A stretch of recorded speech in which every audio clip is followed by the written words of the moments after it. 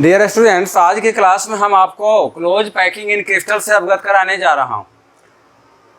आज की क्लास में अगर आपको ये पसंद आए तो चैनल को अवश्य सब्सक्राइब करें और आगे बढ़ें। तो देखिए, क्लोज पैकिंग इन क्रिस्टल, पिछली क्लास में हम लोग रेडियस निकाले थे, sphere, constituent particles of unit cell, और आज हम आपको बता रहे हैं कि क्रिस्टल में उसके कॉन्स्टिट्यूएंट पार्टिकल्स किस तरह से क्लोजली पैक रहते हैं। कॉन्स्टिट्यूएंट पार्टिकल्स क्रिस्टल में क्लोजली पैक होते हैं इस तरह ताकि उसके अंदर इम्प्टी वॉइड्स कम हो और क्लोजली पैक रहें पार्टिकल्स, ताकि उसका डेंसिटी क्या हो, अधिक से अधिक हो। तो the constituent particles of crystals are closely packed. The arrangement of particles in crystals are mentioned as first, one-dimensional close packing. The particles of crystals are arranged in only one straight dimension and coordination number of particles is 2. The constituent particles of crystals are arranged in generally 3 way. First, one dimensional close packing. इसके बाद मैं आपको बताऊंगा 2 dimensional close packing और उसके बाद मैं आपको बताऊंगा 3 dimensional close packing. डायमेंशन आप जान चुके हैं, फिजिक्स में भी पढ़े होंगे, पीछे की क्लास में भी पढ़े होंगे। 3 डायमेंशन होते हैं, एक्स, वाई एंड जेड। ऐसे हम आपको क्लियर कर दें। Dimension, one dimension close packing में किस तरह से पार्टिकल्स अरेंज रहते हैं। पार्टिकल्स को स्फीयर मान करके यहां दिखलाया गया है। The particles of crystals are arranged in only one straight dimension and coordination number of particles is 2। मतलब कोऑर्डिनेशन नंबर का मतलब होता है कि क्रिस्टल के जो कॉन्स्टिट्यूएंट पार्टिकल्स है उसके नेबर, पड़ोसी पार्टिकल्स की संख्या कितनी है। तो straight line closely one dimensional close packing में आप देख रहे हैं कि अगर सपोज दैट इस कॉन्स्टिट्यूएंट पार्टिकल्स को ले लिया जाए तो इसके नेबर पार्टिकल्स की संख्या कितनी है, 2। इसलिए इसका कोऑर्डिनेशन नंबर कितना हुआ, 2 हुआ। अब है दूसरा क्लोज पैकिंग, जिसे हम कहते हैं 2 डायमेंशनल क्लोज पैकिंग।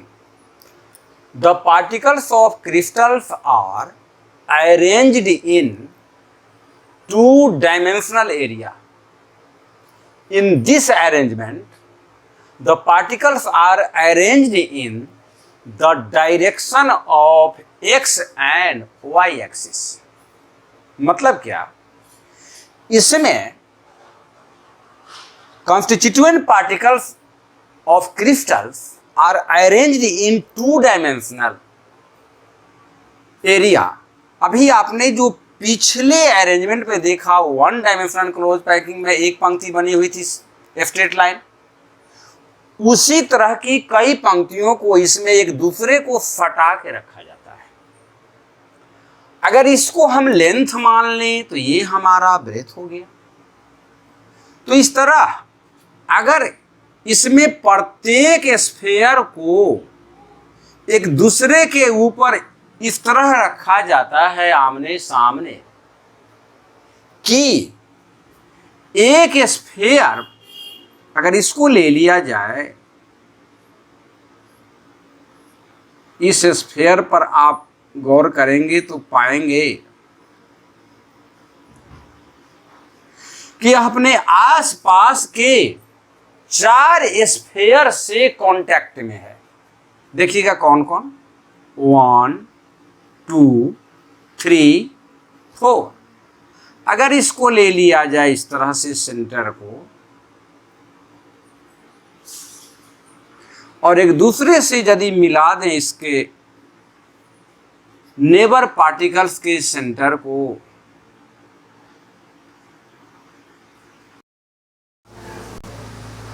तो टू डायमेंशनल क्लोज पैकिंग में जो क्रिस्टल के कंस्टिट्यूएंट पार्टिकल्स है, अगर एक पार्टिकल्स पर यहाँ गौर करें तो आप पाएंगे कि ये पार्टिकल्स के चारों ओर कांटेक्ट में कितने हैं, 1 2 3 4। ये कांटेक्ट में है, ये वाला कांटेक्ट में है, ये वाला भी पार्टिकल्स कांटेक्ट में है और ये वाला भी क्या है, पार्टिकल्स कांटेक्ट में है। तो इस तरह इसका कोऑर्डिनेशन नंबर कितना हो जाएगा, 1 2 3 4। अगर इसके नेबर पार्टिकल्स के सेंटर को अगर मिलाते हैं तो ये जो स्ट्रक्चर बनता है इसको आप क्या कहेंगे, स्क्वायर कहेंगे। इसलिए ऐसे अरेंजमेंट को स्क्वायर क्लोज पैकिंग भी कहा जाता है। क्या कहते हैं इसको हम, स्क्वायर क्लोज पैकिंग। इसको क्या कहते हैं, square close packing. Square close packing क्यों, एक बार फिर से समझ लीजिए। क्योंकि इसके नेबर पार्टिकल्स जो देख रहे हैं 4 हैं, 1 2 3 4, और चारों के सेंटर को अगर हम मिलाते हैं तो ये स्ट्रक्चर बन गया स्क्वायर। इसलिए इस अरेंजमेंट को स्क्वायर क्लोज पैकिंग भी कहा जाता है। एक चीज़ और बता दूं, अगर इस पंक्ति को, इस अरेंजमेंट को हम x माने तो यह भी वैसा ही है, क्योंकि एक पार्टिकल एक दूसरे के ऊपर ओवरलैप्ड है, तो x, और ये भी क्या कहलाएगा, x। इसलिए इसे हम x टाइप वाली व्यवस्था भी कहते हैं, x टाइप अरेंजमेंट। x क्यों दिए, क्योंकि एक पंक्तियाँ दूसरे के ऊपर दूसरा तीसरे के ऊपर आरोपित है और तीनों पंक्तियाँ एक जैसी है। अगर एक को हम x से डिनोट करते हैं तो दूसरे को भी x से, तीसरे को भी x से, इसलिए ऐसे अरेंजमेंट को x टाइप अरेंजमेंट भी कहा जाता है। और इसका कोऑर्डिनेशन नंबर कितना रहेगा, याद रखिएगा, and their coordination number is 4। Square close packing. Square close packing MCQ question के रूप में भी एग्जाम में आ सकता है, जिसे हम हिंदी में वर्गीय सीमित व्यवस्था कहते हैं। क्या कहते हैं, वर्गीय सीमित व्यवस्था या स्क्वायर क्लोज पैकिंग, जिसका कोऑर्डिनेशन नंबर, समन्वयन संख्या 4 होता है। समन्वयन संख्या भी एग्जाम में पूछा जाता है कि किसे कहते हैं, तो याद रखिएगा कि किसी क्रिस्टल में उसके कंस्टिट्यूएंट पार्टिकल अवयवी कणों के चारों ओर के पड़ोसी कणों की संख्या को, नेबर कणों की संख्या को क्या कहते हैं, कोऑर्डिनेशन नंबर। एक बार फिर से रिपीट कर दूं, किसी क्रिस्टल में किसी अवयवी कण के चारों ओर के पड़ोसी कणों की संख्या को क्रिस्टल का कोऑर्डिनेशन नंबर या समन्वयन संख्या कहा जाता है। याद हुआ, स्क्वायर क्लोज पैकिंग का कोऑर्डिनेशन नंबर कितना हुआ, 4। अभी आपने देखा 2 डायमेंशनल क्लोज पैकिंग की पहली व्यवस्था, जिसे हम x वाली व्यवस्था या स्क्वायर क्लोज पैकिंग कहते हैं, जिसका कोऑर्डिनेशन नंबर 4 होता है। अब देखिए उसी में दूसरी व्यवस्था ऐसी है जिसमें पहले पंक्ति के गोले दूसरे पंक्ति के गोलों से भिन्न है। मतलब क्या है कि पहले पंक्ति के गोले के 2 गोलों के बीच में दूसरी पंक्ति के गोले को रखा गया है। इसमें जो है स्फीयर है, पहली पंक्ति के दोनों स्फीयर के कहाँ है, बीच में है, इन दोनों के बीच में है, इन दोनों के बीच में ये स्फीयर है, इन दोनों के बीच में ये स्फीयर है। इसी तरह अगर देखा जाए तो तीसरी पंक्ति जो है पहली पंक्ति जैसी है। तीसरी पंक्ति किसके जैसी है, पहली पंक्ति जैसी के है। और अगर चौथी पंक्ति आप बनाएंगे तो वो पंक्ति दूसरी पंक्ति के जैसी होगी। अर्थात इस तरह से अरेंजमेंट होगा पार्टिकल्स का। और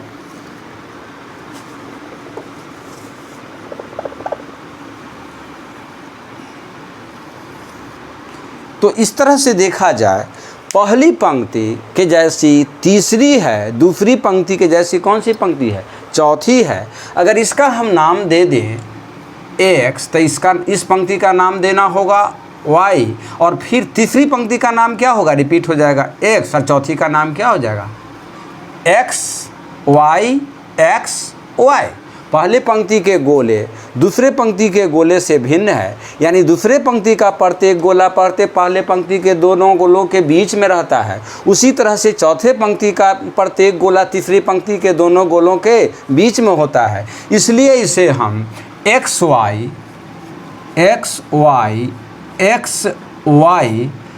टाइप वाली व्यवस्था कहते हैं।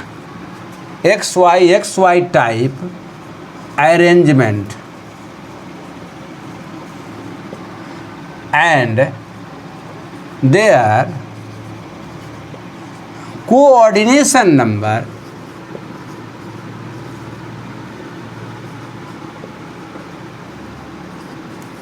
is 6।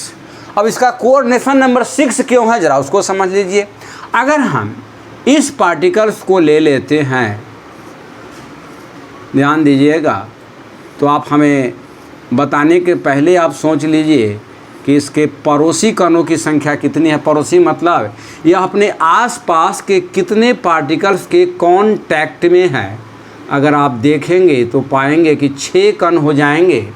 एक ये देखिए, ये इसको टच कर रहा है, यह भी इसको टच कर रहा है, यहाँ पर देखिएगा इसके सेंटर को ले, यह पार्टिकल्स भी इसको टच कर रहा है, यह पार्टिकल्स भी इसको टच कर रहा है, और यह भी इसको टच कर रहा है, और यह भी इसको क्या कर रहा है, टच कर रहा है। तो इस तरह से अगर इन सारे सेंटर को मिलाएंगे तो आपको किस तरह का स्ट्रक्चर बनेगा, देखिएगा। ये मिला देने से किस तरह का स्ट्रक्चर बन गया, हेक्सागोन बन गया। क्या बन गया, हेक्सागोन। यहाँ पर फिर से मैं रिपीट कर दूँ कि 2 डायमेंशनल क्लोज पैकिंग में दूसरी व्यवस्था होती है जिसमें पहले पंक्ति के प्रत्येक गोलों के बीच में दूसरे पंक्ति के गोले को रखा जाता है, और इस तरह जो व्यवस्था बनती है उसे हम एक्स वाई टाइप वाली अरेंजमेंट के नाम से जानते हैं। चूँकि ऐसे अरेंजमेंट में एक स्फेयर अपने आसपास चारों ओर के 6 स्फेयर के कांटेक्ट में है, 1 2 3 4 5 6। अगर 6 स्फेयर के सेंटर को मिलाया जाता है तो एक हेक्सागोन बन जाता है। इसलिए ऐसी अरेंजमेंट को हम हेक्सागोनल क्लोज पैकिंग कहते हैं। हेक्सागोनल क्लोज पैकिंग क्या कहते हैं, HCP। शॉर्ट में इसको क्या कहा जाएगा, HCP, हेक्सागोनल क्लोज पैकिंग। इसमें कोऑर्डिनेशन नंबर कितना है, 6 क्यों हुआ कोऑर्डिनेशन नंबर, तो कोऑर्डिनेशन नंबर अभी हम डिफाइन किए थे, the numbers of atoms around the sphere of A constituent particles is called coordination number. किसी एक पार्टिकल्स के चारों ओर के सभी पड़ोसी कणों की संख्या को कोऑर्डिनेशन नंबर कहा जाता है। इसलिए हेक्सागोनल क्लोज पैकिंग का कोऑर्डिनेशन नंबर 6 है। अब है तीसरा, 3rd dimensional close packing. In this arrangement, the constituent particles are arranged in 3-dimensional area x, y and z. x, y and z। मतलब यहाँ देखिएगा, ये जो पार्टिकल्स आप देख रहे हैं पहली पंक्ति में, इसके ऊपर दूसरी पंक्ति के जो स्फेयर रखे गए हैं, 2 स्फेयर के ठीक बीच में है, इन दोनों के बीच में ये है, इन दोनों के बीच में ये है, इन दोनों के बीच में है। तीसरी पंक्ति जो देख रहे हैं उसमें भी उसी तरह से देख रहे होंगे, 2 गोलों के बीच में ये है, इन 2 गोलों के बीच में ये है, इन 2 गोलों के बीच में ये है। अब जो आप देख रहे हैं डॉट डॉट से जो स्ट्रक्चर बना हुआ है स्फेयर, वो है जेड डायरेक्शन की ओर। ये देखिएगा, ये जो हम चला रहे हैं, फिर से आपको रिपीट कर रहे हैं, ये जो स्फेयर आप देख रहे हैं, ये इन तीनों गोलों, तीनों स्फेयर 1 2 3 के बीच में जो खाली स्थान बना हुआ है उसको ढक रहा है। जैसे आप देखे होंगे मार्केट में ठेला पर दुकानदार सेब सजा करके जो बेचता है, तो इसी तरह से सेब को ठेला पर सजाए हुए रहता है। एक पंक्ति में एप्पल को सजा करके और फिर दूसरी पंक्ति में जब रखता है एप्पल को, तो उस पंक्ति का एप्पल पहली पंक्ति के दोनों एप्पल के कहाँ रखता है? बीच में। देखिएगा, तो इस तरह से ये जो स्फीयर आप देख रहे हैं, ये स्फीयर कुछ इस तरह से ये स्ट्रक्चर को दिखा रहा है, जिस तरह से ठेला पर मार्केट में सेब को सजा करके दुकानदार बेचता है। ठीक उसी तरह से यहाँ पर ये डॉट डॉट से जो आप देख रहे हैं स्फीयर, डॉट डॉट से स्फीयर को आप देख रहे हैं, ये इन तीनों स्फीयर 1 2 3 इन तीनों के बीच में ये जो व्हाइट्स है, इसको अगर हम x मान लें तो इसको भी क्या मानेंगे हम? x। देखिएगा, इन तीनों स्फीयर 1 2 3 उसके बीच में ऊपर से ये स्फीयर रखा हुआ है, ताकि इस स्फीयर को ये वाला स्फीयर उसको क्या कर दे? ढक दे। उसी तरह से फिर ये है x। फिर यहाँ दूसरी पंक्ति में देखा जाए तो ये हो गया है आपका x, ये भी x है, ये भी क्या है? x है, और ये भी क्या है? x है। तो इस तरह से 3 डायमेंशनल क्लोज पैकिंग में जब कंस्टिट्यूएंट पार्टिकल तीनों डायरेक्शन में सजे हुए हों, x, y and z direction में, तो उसे हम 3 डायमेंशनल क्लोज पैकिंग के रूप में जानते हैं। तो हम आगे आपसे कहना चाहते हैं कि आप हमारी क्लास को लगातार देखते रहें।